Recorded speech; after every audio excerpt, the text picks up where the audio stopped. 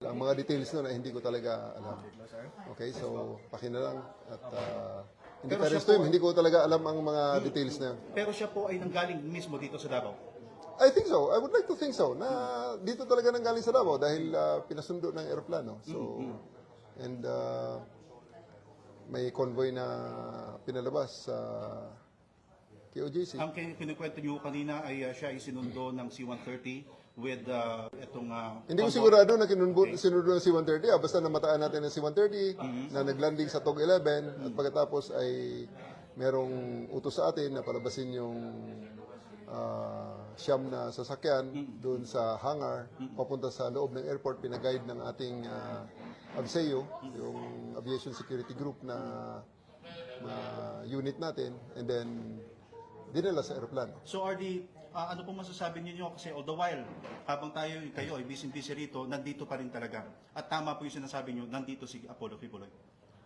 Hindi naman tayo nagduda dun. There's no doubt that he's here. Ang pagtatago nga lang. At napag-aralan natin kaya medyo humaba ang ating paghahanap. Dahil napakalaki nga ng lugar. Kaya napag-aralan din naman natin, natututo rin tayo. At saka ako'y nagpapasalamat din kay Pastor Apollo Kibuloy for the realization na ito na talaga ang tamang gawin. Kundi harapin na lang talaga ang batas. Ano po ang masasabi niyo ngayon sa inyo pong sa tropa na matyagang nagantay, nag-operate for 16 days, nandito sila? Ako'y lubos na nagpapasalamat sa ating mga kababayan. At sa ating, lalong-lalo sa ating kapulisan na nagpakahirap, nagpuhunan ng dugo, pawis, luha at pawis para ma-achieve ang mission na ito. So, maraming salamat sa inyong cooperation.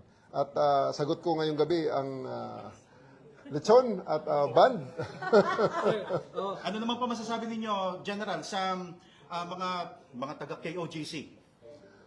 Well, ako'y nagpapasalamat din sa ating mga kapatid sa KOJC sa kanilang kooperasyon. At may mga pagbabanghayan siguro, hindi pagkakaintindihan, at may mga engkwentrong mga maliliit lang naman. So, I do hope that this will be the start of the healing. At hindi tayo magkaaway ho. Hindi niyo ako kaaway. I just played my role. Ito po talaga ang ibinigay sa akin na role, ibinigay sa akin trabaho. Kung kaya't ginawa lang ho natin ito in accordance to how we perceive, on how we do it our way. Hello, sir. Ayan po si General. Sir, salamat, sir. Torre. Yes, sir. At medyo wala pang rin pahinga. Yes, sir. Opo, sir. Sinasabi Opo, sir. niya na walang Yes, sir.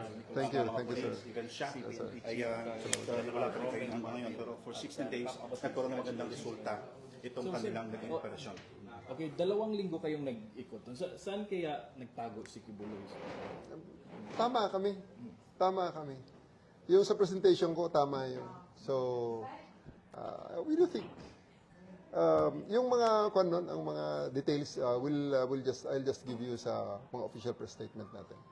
Okay? So ako ay nagpapasalamat lamang sa inyong pagkakataon sa ibinigay niyo sa akin. I do hope to see you tomorrow kung medyo malinaw na ang mga detalye. Okay? And then uulitin ko lang sir, kanina sir yung 1 PM na deployment ng napakaraming pulis, ano sana yung plano ng PNP? Yun na yun.